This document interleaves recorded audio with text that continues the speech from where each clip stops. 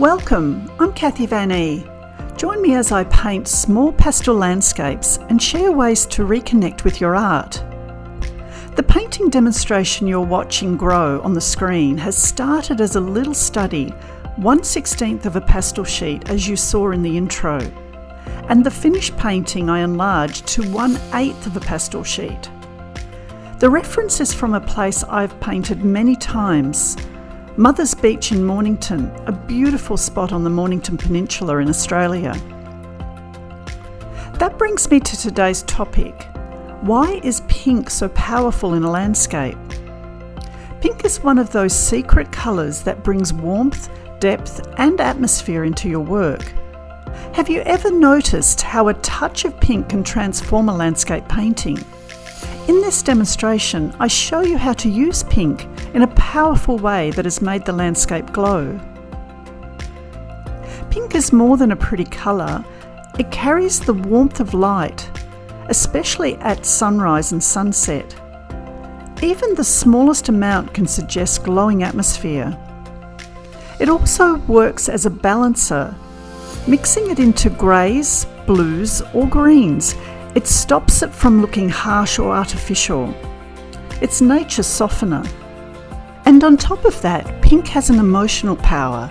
It changes the feeling of your painting by adding a calm romance or a quiet sense of wonder we often feel when we look across a landscape. So let's talk about where pink really shines in a landscape. First things that come to mind is the sky.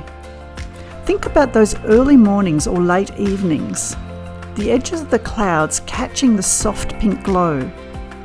The moment you drop a little of that colour into your painting, suddenly the whole scene has atmosphere.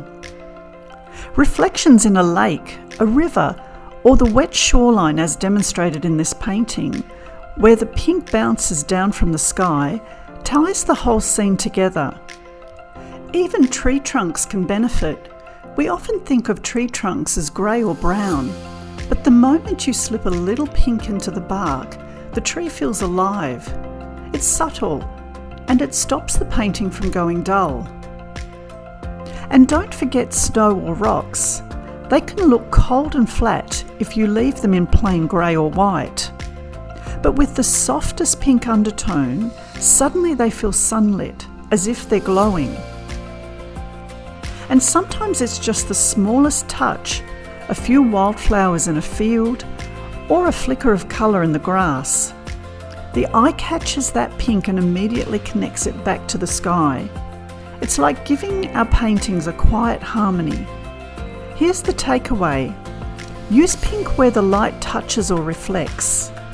It doesn't have to take much, and the right touch can make the landscape glow with atmosphere and emotion. So next time you're painting, try sneaking in some pink where you might not expect it. I think you'll be surprised at the warmth and depth it adds. And just remember, you only need a little piece of paper, some colour, and the willingness to start and have fun. Keep watching to the end where I show you how to store and display soft pastel paintings.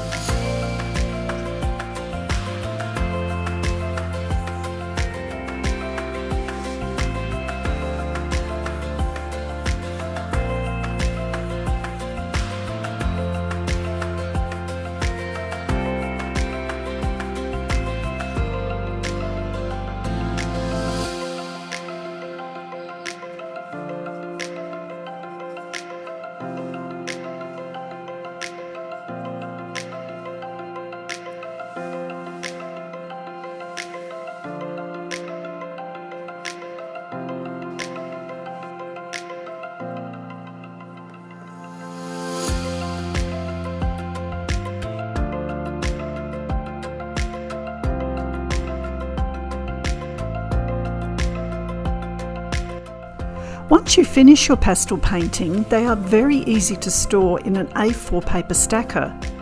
It acts as a mini plans press. Just place one very gently on top of another.